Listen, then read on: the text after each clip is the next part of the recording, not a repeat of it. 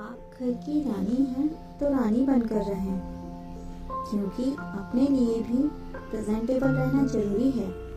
जिसे पति अपने वर्क प्लेस में तैयार होकर जाते हैं, वैसे ही हमें भी अपने वर्क प्लेस में तैयार होकर रहना चाहिए। अगर आप अपने घर की रानी हैं तो दिखें भी। तान्या ने रात से ही तैयारी कर ली थी। कल राघव का जन्मदिन था। उसने रात को ही दही बड़े के बड़े बना लिए थे। पूरन पोली के लिए भरावन तैयार था। चावल की खीर रेडी थी। सुबह उसने पुलाव और मिर्ची के भजिए बनाए। अभी खाने में टाइम था तो उसने घर समेट लिया और सुंदर डेकोरेशन कर ली। राघव उठे तो तान्या ने हैप्पी बर्थडे सॉन्ग गाकर गुलाब दिए। राघव को बहुत बधाई दी। फिर राघव फ्रेश होने चले गए। तान्या ने फटाफट केक निकाला और बाकी सब अरेंज करने लगी। राघव बहुत ही सरल इंसान है। उन्होंने भगवान को हाथ जोड़ा और कहा, इतना परेशान मत हुआ करो, अपनी सेहत का ध्यान भी रखा करो। कितनी थकी थकी लग रही हो। तान्या ने कहा, वह सब छोड़िए, चलिए आप केक काटिए। राघव ने कहा, तुम भी तो तैयार हो जाओ तब काटते हैं। तान्या ने कहा, देर हो जाएगी आपको, मैं ऐसे ही ठीक हूँ, मुझे कहीं थोड़ी ना जाना है। उन लोगों ने ढेर सारी पिक्चर्स खींचे।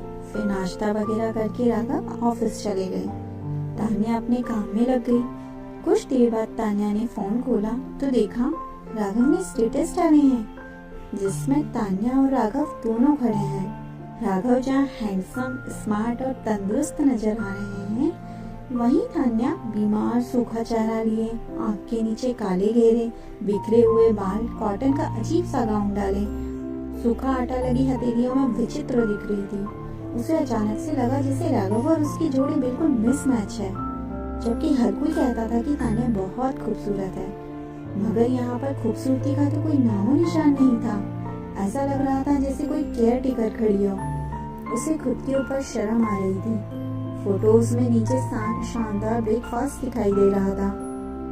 नरम दही बड़े, सुनहरे पकोड़े, पूरन पोलियां, मोती पुलाव आदि।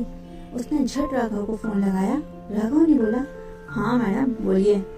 तान्या ने कहा, राघव जल्दी से फोटो क्रॉप करो और केवल अपनी फोटो ही पोस्ट करो। राघव ने कहा, क्यों? मैंने तो वह सारी फोटोज फेसबुक में और सारे सोशल मीडिया में अपलोड कर दी है, क्या हुआ? उसने कहा, डालने के पहले देख तो लिया करो कि मैं कैसे दिख रही हूँ, कितनी अजीब दिख रही हूँ। राघव ने कहा, अजीब नहीं, जैसे दिखती हो वैसे दिख रही हो। तान्या ने गुस्से में तमतमाते हुए कहा, ऐसी दिखती हूँ मैं? हाँ, ऐसी ही तो दिखती हो, लगभग 8-9 साल हो गए।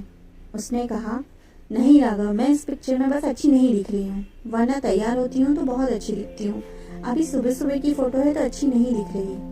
राघव ने कहा, नहीं तान्या, जब मैं शाम को भी वापस आता हूँ तो तुम मुझे ऐसी ही दिखती हो। कई सालों से मैं तुमको ऐसे ही देख रहा हूँ। मैंने तुमको सुबह तैयार होने कहा भी था, याद है? अच्छा सुनो, मैं एक जरूरी मीटिंग के लिए निकल रहा हूँ, बाद में बात करता हूँ। राघव ने फोन रख दिया। तान्या फोन पकड़े हुए बैठ गई। उसने फोन का कैमरा ऑन किया और अपनी एक सेल्फी ली। उसको जूम करके देखने लगी। उसे आश्चर्य हो रहा था कि कैसा चेहरा हो चुका है, बुझा बुझा। कहाँ उसका गोल भरा हुआ चेहरा, बड़ी बड़ी आंखें, सुंदर नाक और गुलाब के जैसे होंठ हुआ करते थे। उसके बदलों रंगहीन दिख रहे थे। लग रहा था कि एक पपड़ी निकल जाएगी। आंखों के नीचे बेहद काले घेरे थे, बाल जैसे घास का टोकरा। गाउन इतना फीका था कि उसकी डिजाइन तक नहीं दिख रहा था। उसको याद आया, राघव कह रहे थे कि मैं रात को भी ऐसी दिखती हूँ, तो क्या मैं दिन भर ऐसी ही रहती हूँ? दूध वाला, पेपर वाला, काम वाली ऐसे ही दिखते होंगे मुझे। याद आया, माँ भी पापा को गरम गरम रोटी ऐसे ही सेक के देती थी। पसीने से लथपथ अधपके बालों को समेट कर बांध दिया करती थी। कुछ भी नहीं बदला। कोई मेहमान आए तो कभी तैयार नहीं मिलती, अबाउट 10 वाली अवस्था रहती, कभी प्रेजेंटेबल नहीं रहती।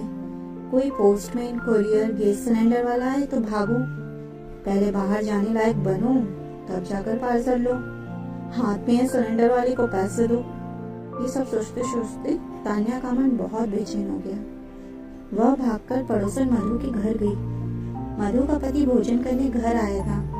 ऑफिस के कपड़ों में सजा सवरा भोजन कर रहा था। मधु कॉटन के गाउन में बेतरतीब चोटी में नंगे पांव एक तरफ भोजन परोस रही थी। दूसरी तरफ से बाई से काम करवा रही थी। उसने मधु से कहा, तू काम निपटा ले, बाद में आती हूँ। घर आकर तान्या ने बेमन से नहाया और बाकी काम निपटाने लगी। तभी डोरबेल बजी। सामने जोशी आंटी खड़ी थी, एकदम टिप टॉप, करीने से पहनी हुई साड़ी, अच्छे से बाल बनाए हुए, सुंदर जूड़ा, चेहरा भी कांतिमय, एकदम स्मार्ट लग रही थी। उसे अपनी खरीदी साड़ी दिखाने के लिए आई थी। वे बोली, पता नहीं तान्या, क्या तुम्हारी शक्ल देखकर लग रहा है तुम उदास हो? तान्या ने कहा, मुझे पूरे दिन घर का काम होता है, मुझे समय ही नहीं मिलता कि मैं तैयार हो पाऊँ, साफ सुथरी रहूं। लगता है कि किसी से तो मिलना नहीं है, फिर क्यों तैयार होना? आंटी ने कहा, बेटा फिर तो पूरी जिंदगी यूं ही निकल जाएगी। काम कभी किसी के खत्म नहीं होते। खुद को अच्छा रखने से अच्छा फील होता है, खुद की गरिमा बनी रहती है, नहीं तो धीरे धीरे हमारा महत्व और अस्तित्व खत्म होते जाता है। कोशिश करो कि सुबह से ही अच्छे साफ सुथरे कपड़े पहन के बढ़िया कंघी करके तैयार हो जाओ, फिर निश्चित होकर दिन भर काम करो। फिर नहीं तो चाहे कितने ही बढ़िया व्यंजन तैयार कर लो, कितना ही घर साफ सुथरा कर लो, कितना ही स्वादिष्ट सुगंधित भोजन बना लो, पर बासी कपड़ों में बुझे हुए, आंखों में बिखरे बालों से परसोगी तो वो बात नहीं होगी, वो उत्साह नहीं होता जो होना चाहिए। इसके बदले करीने से साफ सुथरे कपड़े, सवरे हुए बाल और चमकदार खिला चेहरे के साथ पूरे उत्साह से अगर तुम वही व्यंजन खिलाओगी तो परिवार का हर सदस्य एक सकारात्मक ऊर्जा के साथ काम पर जा सकेंगे।